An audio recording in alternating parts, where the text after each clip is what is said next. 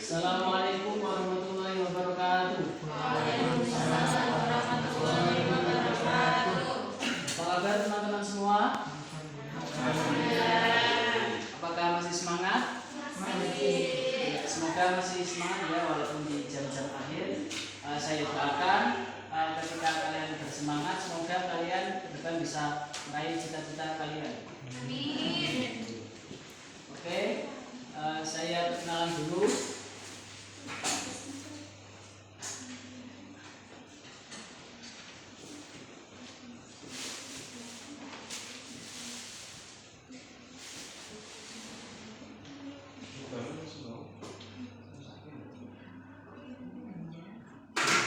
Nama saya Dwi Firmansyah, NIM 2119192.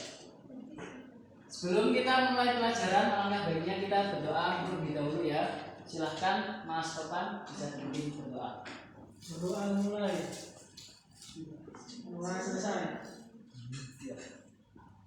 Oke, pada kesempatan kali ini kita akan membahas mengenai taubat pada mata pelajaran akidah akhlak. Setelah sebelumnya kita membahas materi tentang menjauhi sikap-sikap tercela. Nah, materi ini berhubungan ketika kita mungkin pernah melakukan perbuatan yang tidak baik atau perbuatan tercela, kemudian kita diwajibkan untuk bertobat. Nah, pada kesempatan kali ini kita akan membahas taubat. Saya akan bacakan dulu kompetensi dasar pada materi kali ini. Yang pertama, menghayati pengertian taubat sebagai fondasi setiap seorang mukmin. Kemudian menunjukkan sikap tanggung jawab dan jujur sebagai implementasi taubat dalam kehidupan sehari-hari. Menganalisis pengertian syarat dan hikmah taubat dan memaparkan pengertian syarat-syarat dan hikmah taubat. Kemudian untuk indikatornya, mempercayai pengertian taubat sebagai fondasi sebagai seorang mukmin. Kemudian membiasakan sikap tanggung jawab dan jujur sebagai implementasi taubat pada kehidupan sehari-hari. Kemudian mengidentifikasi pengertian syarat-syarat taubat dan hikmah taubat, mendiskusikan dan memaparkan hasil pengertian syarat-syarat dan hikmah taubat. Untuk tujuan pembelajarannya, siswa diharapkan mampu meyakini pengertian taubat sebagai fondasi seorang mukmin. Kemudian siswa diharapkan mampu memahami pengertian dan syarat-syarat dan hikmah taubat. Kemudian siswa mampu bersikap tanggung jawab dan jujur sebagai implementasi taubat dalam kehidupan sehari-hari. Dan terakhir, siswa diharapkan mampu menjelaskan apa itu pengertian taubat, syarat-syarat dan hikmah taubat itu sendiri.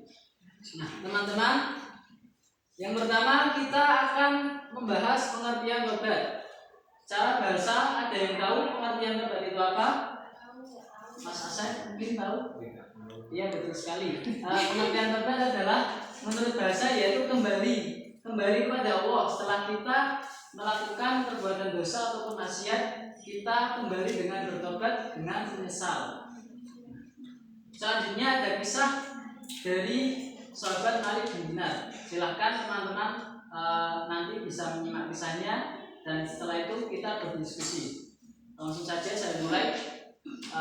Dahulu kala ada sahabat yang bernama Malik bin Dinar. Ia merupakan seorang ahli maksiat dan sering berbuat dosa. Nah, kemudian pada suatu hari dia menyesal dan akan bertobat kepada Allah Subhanahu wa taala. Kemudian beliau menikah dengan wanita solehah dan dikaruniai anak yang solehah. Kemudian anaknya ketika masih kecil, anaknya meninggal dunia. Kemudian Malik bin Dinar menyesali dan terjerumus lagi dalam perbuatan maksiat. Ia bermaksiat terus-menerus, mabuk-mabukan, berzina dan maksiat yang lain sebagainya. Nah, kemudian pada suatu malam beliau bermimpi. Dalam mimpinya itu beliau berada pada hari kiamat. Di situ beliau dikejar-kejar oleh ular yang sangat besar. Nah, coba Mas Tovan, dikejar-kejar ular, takut nggak? Iya, pasti kan takut rasanya, takut sekali. Dia berlari sangat kencang, namun ular tersebut terus mengejar sampai dia bertemu dengan seorang kakek tua. Kemudian dia bertanya kepada kakek tua tersebut, kemana aku harus pergi? Dan kakek tua tersebut tidak bisa menjawabnya. Kemudian ia terus berlari dan sampai ke sudut di mana di depannya itu adalah neraka, sedangkan di belakangnya adalah ular yang sangat besar yang siap memangsanya. Nah, kemudian di situ dia bingung. Nah, tiba-tiba ada anaknya datang. Anaknya itu memakai pakaian putih-putih dan bersinar. Kemudian ia langsung meminta tolong kepada anaknya, dan anak tersebut kemudian memberikan berita bahwa ia harus bertobat. Sontak ia langsung terbangun dari tidurnya. Kemudian ia menyesal atas segala perbuatan maksiatnya, dan kemudian ia bertobat kepada Allah. Nah, gambaran ular tersebut tadi yang sangat besar adalah gambaran maksiat yang telah ia lakukan, maksiat yang sangat besar sekali ia lakukan. Kemudian digambarkan seperti ular yang sangat besar dan akan memangsanya. Dan kakek-kakek tua yang tidak berdaya itu digambarkan sebagai amalnya yang sangat sedikit sehingga tidak bisa menolongnya. Seperti itu. Mari kita renungkan dari kisah tersebut. Apakah kita perlu menyesali ketika kita telah berbuat maksiat? Tentunya sangat perlu ya. Nah, kemudian untuk pengertian tobat sendiri secara istilah, yaitu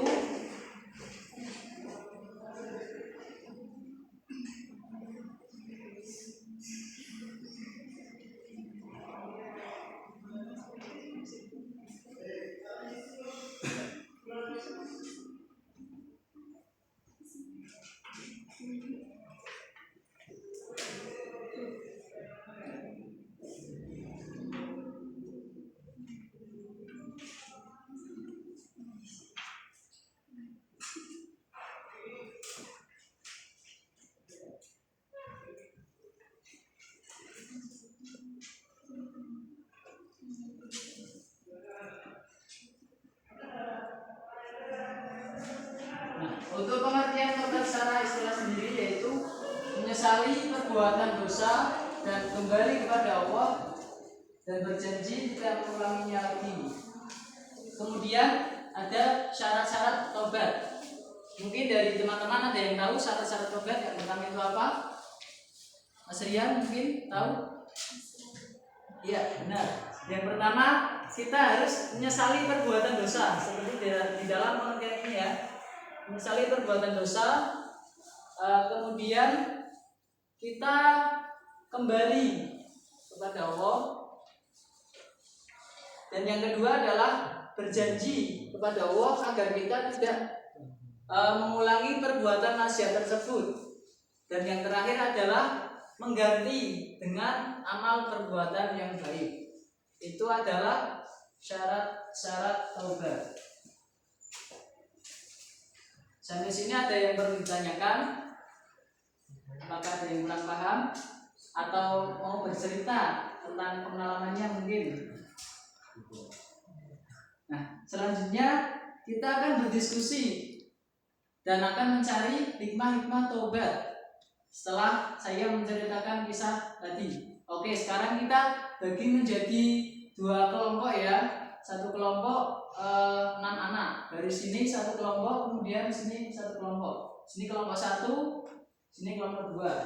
Saya beri waktu 3 menit untuk mendiskusikan apa saja hikmah-hikmah taubat.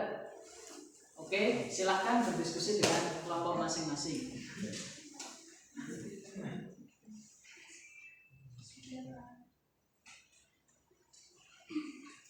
Selesai tentunya, silakan untuk perwakilan setiap kelompok bisa memaparkan hasil diskusinya.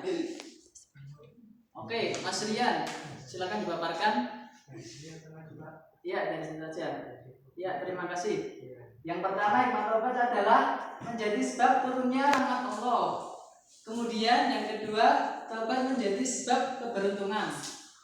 Dan yang ketiga, taubat menjadi sebab diterimanya amal perbuatan kita dan dihapus dosa-dosa kita, baik yang besar maupun yang kecil.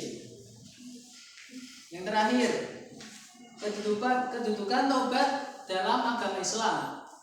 Menurut Ibnu Qayyim menjelaskan bahwa taubat adalah sebagai fondasi atau dasar jalan setiap mukmin kepada Tuhannya. Nah, ketika seorang mukmin itu akan berjalan atau suruh kepada Tuhannya, itu harus taubat terlebih dahulu.